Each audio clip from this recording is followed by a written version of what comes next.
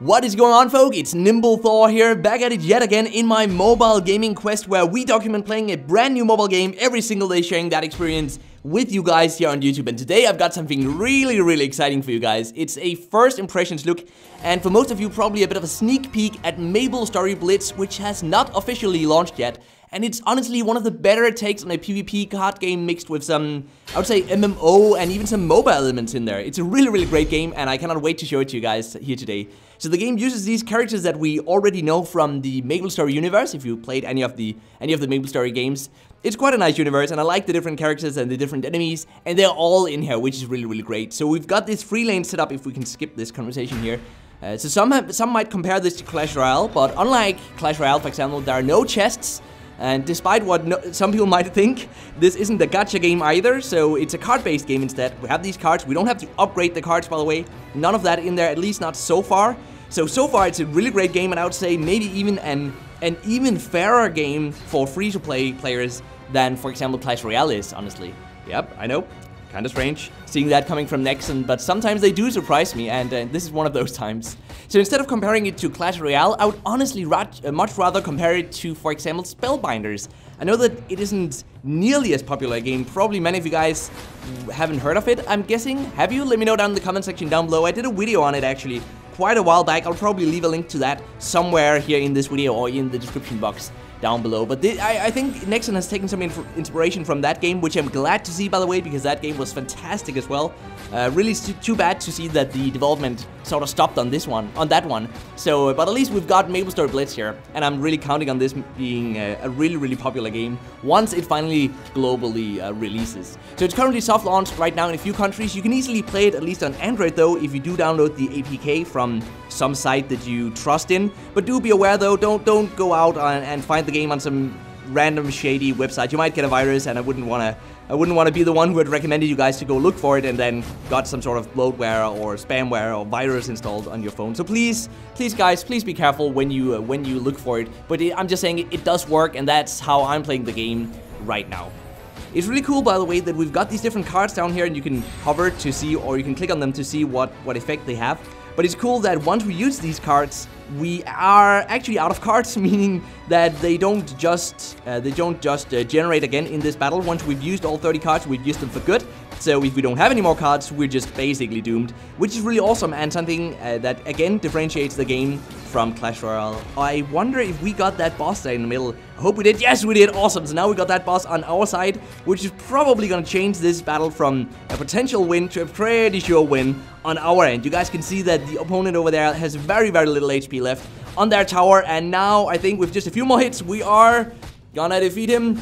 And yeah, we did it. Awesome. Alright, but there was should be a pretty easy battle though, because this was one of the single player campaign levels. But talking about these different game modes, there are quite a few of them. Would you have a look at this, guys? We can click next here, and we got some stuff.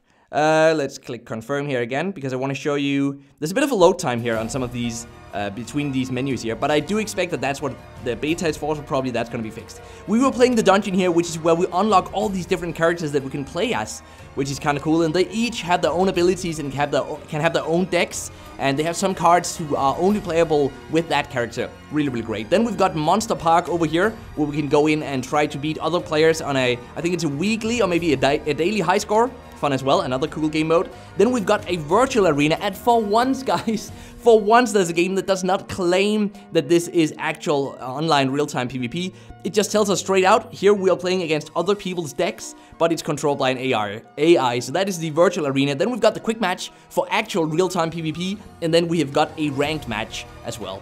This differentiation between quick match and ranked match is where I see the inspiration from MOBAs or MOBA elements. And of course, we also got practice matches over here. But if we quickly go over the sort of deck building aspect, I actually want to go in first of all and get a new pack, because I noticed that we got a free one of these. So look at this, guys. This is the exciting part, you know, of any card game, unlocking these new cards. It's exactly like opening Pokemon cards. Kind of exciting. So, ooh, I like this one. So we got another one of those. Are we gonna get more? I think we're gonna get 5 cards in total. Yes. Okay, not bad. You guys can see the, I don't know if you've noticed yet, you can see the HP and the attack of the different units. So this one has 7 attack and 25 HP. And let's see, those were the ones we got, but interestingly, they also have other abilities. So for example, this one is very fast and it's ranged, Whereas this one, for example, says when summoned gains 1 HP for every 1 ally card used. So that's really interesting. It means that there is some serious depth to this game. You really can go in there and just have a lot of fun, play around with these different cards, make your own sort of decks depending on the scenario or the situation that you're about to get yourself into. But I want to open one more of these. Oh, did you guys see that? That seemed like a really strong card, actually. Oh, that one as well, actually. A lot of HP.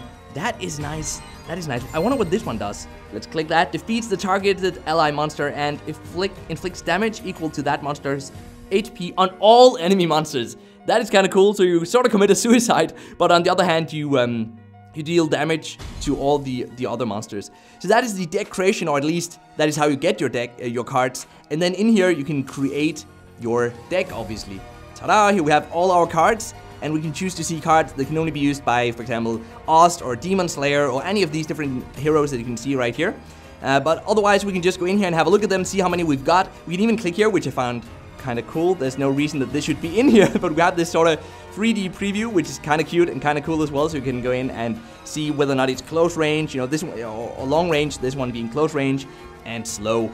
Lots of depth, like a serious amount of depth to these cards, which I'm really glad to see, because it means that there is probably gonna be some actual skill involved in this game. Because sure, you can buy these card packs, you can buy them for in-game gold, which you get plenty of, by the way, 5,000 gold.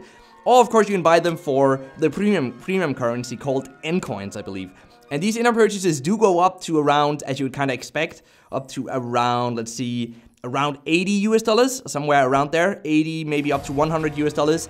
But at this point, I will say that the game seems really, really fair. Maybe even more fair than actually the Clash Royale games, or the Clash Royale game. Let's go in here and try for a PvP. I just want to progress anyway, because there were a few quests that the game sort of suggests me to finish first that didn't finish. But we're gonna go in here. I do wonder how many players are online right now. Probably not too many. So we might get our asses kicked here. But I don't know. Let's see what happens. Apart from all of this, of course, the graphics are just gorgeous. I mean, it speaks for itself, which is why I haven't mentioned it just yet. But it's really, really gorgeous. Obviously, clearly, a super high-quality game that Nexon, of course, is trying to make some money from at some point. So I do expect that we will see a bit tighter monetization later on, because honestly, at this point, the monetization is very, very relaxed. But I'm just going to enjoy that. I'm going to enjoy it for the time being. I'm really looking forward to the launch. I saw that they launched in a few more countries here February 1st, or at least you can sign up for the pre-launch or sign up for the for getting an invite once the game launches in a few other countries. So I do think that a global release is probably not that far into the future. Maybe they're just testing servers, tweaking stuff, making sure it's compatible with all the different phones out there. But this is interesting. This is my second actual real-time PvP against an actual other player and not just another player's cards. So what do we do here, guys? We have a passive ability on our hero right here. Every enemy monster attacking tower is dealt free damage. That is very beneficial, because when the opponent's monsters actually attack our tower, we do have to deploy a unit, and if we don't do that, there's nothing attacking back. Like, the tower itself does not attack back. So that is a really, really useful passive to have, and that's actually why I like this hero here that I'm playing with right now. I cannot remember what all of these different cards do. Ah! Okay, it changes all enemy units into flames. I guess that's good, because they are not too strong. And then we can use this one. Yes, see, that was a smart move. So we took out all the enemy units in only 2 cards. So far, though, it looks like the opponent has the upper hand, not only because they have dealt more damage to us than we have to them, but also because, look at that, they have 10 energy. You can see that in the top right corner, and we only have 6 right now. And they have 22 cards left, and we only have 20 cards left, which tells me that we have somehow used more cards than they have. Maybe this deck isn't the best one. I used a sort of auto deck generation thingy where it automatically generates a deck for us, because that's easiest in the beginning, so you don't have to learn everything about every single card in game. But obviously over time you will want to go in and sort of make sure to create your very, very own decks. What do we do here, guys? What do we do? Increase the attack? Yeah, I guess. Okay. Increase the attack. We can do that again. No! That opponent is now gonna... That boss in the middle is now gonna attack us, guys. Just like we got it before. This time the opponent actually got it. I don't know what to do about that. Maybe we can use this attack on it. It should be able to kill it, I think. Alright, okay, hey, we're actually not doing too bad here. We took out that one very, very quickly, and now I'm gonna counter it straight away to make good use of the potential confusion that the enemy is in right now. We can actually also, I don't know what we can use any of these cards for, so we can swap all of them for free, by the way. Oh, yep, we can use this one, which is quick, and we can use this one here in the middle, and the snail in the top. So it's kind of cool that we can swap all of these cards if we can't use them right now, because there might be this it's, obviously the different cards are usable in different times in the level. So right now we are down to 9 cards and the opponent player has 15 cards. This is interesting. I'm probably gonna let the one in the top just get through because it's gonna kill itself, or our tower is gonna kill it. I should have used that one a bit later. The opponent accidentally, or unluckily for us, probably not accidentally, but unluckily used a spell there. We should have used this one a bit later. So no, how can it do that? Okay, I can use this one to deal a bunch of damage, but at this point we're pretty much out of luck, guys. If we don't win very, very soon, there's nothing we can really do, because I don't think we have any. I think that's actually our last hero card. Yeah, these are our last 4 cards.